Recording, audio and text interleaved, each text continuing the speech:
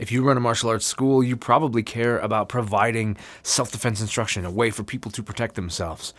Well, I'm here to tell you that I think that you're making them more vulnerable. So you might be saying, Ken, how can that be? How can I be teaching all of this self-defense and have this be my focus to protect people, to show them how to protect themselves? How am I making them more vulnerable? Why am I making a dangerous situation for them? And do you really think that? And yes, I do think that. I think very strongly that that's exactly what's happening, and I think I'm doing it too. Because something I think we need to realize, and I don't think we always think about it, is that students come in and an open book. They want to learn, they want to understand, and so they begin. We are inherent survivors. We will do what it takes to survive. So if we have people that come in off the street who are already actively trying to survive, then are we helping? We start to give them skills. We start to show them the things that we think will make them better, will make them safer, will provide more for them. But what we're adding is processing time.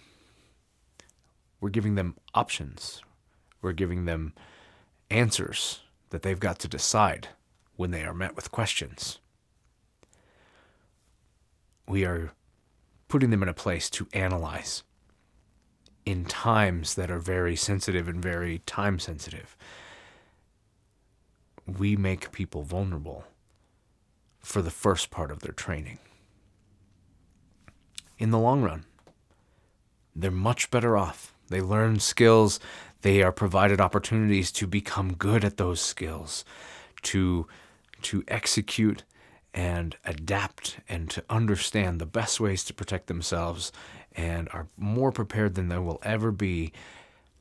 But when they first begin, they start to learn the basics, the fundamental things, and they start to think that these are the right choices, the right answers, the things they should be doing. In that moment, in that window of time, there is a strong potential that things can go wrong.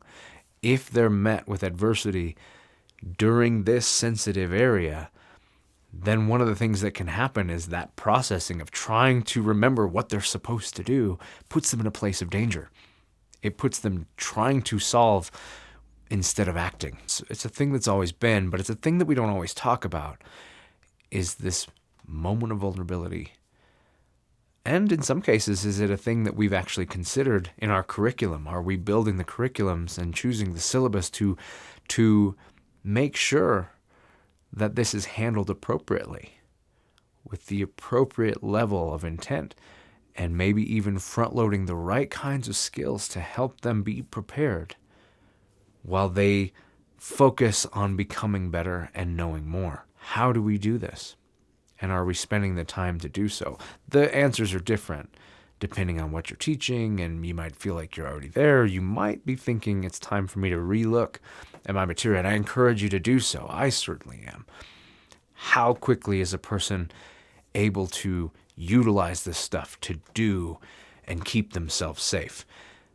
How much of this material is presented in a way that makes it immediately actionable? How much aliveness in their training do they get? How much problem solving do they do right from the very beginning? These are critical things that need to be at the beginning of the material.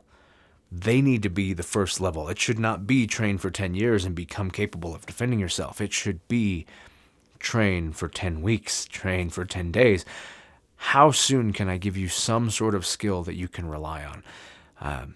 It doesn't mean that it's going to be super fast, and it doesn't mean that I have all the answers. What it does mean is that I do have the intent to focus on that being the goal. The goal is that you are, through this period, this awkward growth spurt of trying to establish a new skill set and make it something you're capable of, trying to do that as quickly as possible. Trying to make sure the emphasis is there, the discussions are taking place, making sure that reality is understood. Hey, yep, when this happens, it's awkward and you're struggling to figure out what to do or to think of what you should try. Keep in mind that if you are exposed to the right circumstance now, that this could also happen then, and likely will. And understand the reality of that, and that it's going to take time. and conscious intention to get past this phase. And that should be level 1. That should be the beginning of your training. Becoming better, more skillful, stronger, able to make more complex decisions or do more powerful things, more appropriate things, more reliable things. These are things that we do over time. Getting past this first part where we figure out, how do I do anything? And how do I not shut down? Whereas before I probably would have tried to do anything at all. Now I try to think of, what was I taught and how do I use it? And also at the same time, I'm managing this situation. How do I get past that part? That's the focus. That's the intent. That's level 1. Be honest with yourselves. Is this the way your school runs? Is this the way your curriculum looks? Is it built to help people understand the reality of self-protection starts with being able to make decisions in a stressful time and have reliable, simple solutions that might not be the best solution, but are reliable and able to be counted on as the forefront of the teaching? Is that how your material's set up? Or is it set up with the old concept of you have all the time in the world and nothing bad can happen until later on after they're trained? Because I think that's how a lot of curriculum's built. And I think you can see the flaw in that thinking. It's time that we change. It's time that we reapproach material with reality. We always want to start with the beginning. Can you walk? Can you stand? Can you stand this way? What's your cardio like? How can you do these fundamental movements? Can you do these fundamental, do you understand what a block is, or what a this is, or what a that is, or whatever it is in your art? And when you get all that stuff figured out, then I'll start making it reliable for you. And I encourage you to make sure that there's not too much of that before they become capable of one thing that they can count on. Because they're putting a lot of trust in you to know how to do this stuff.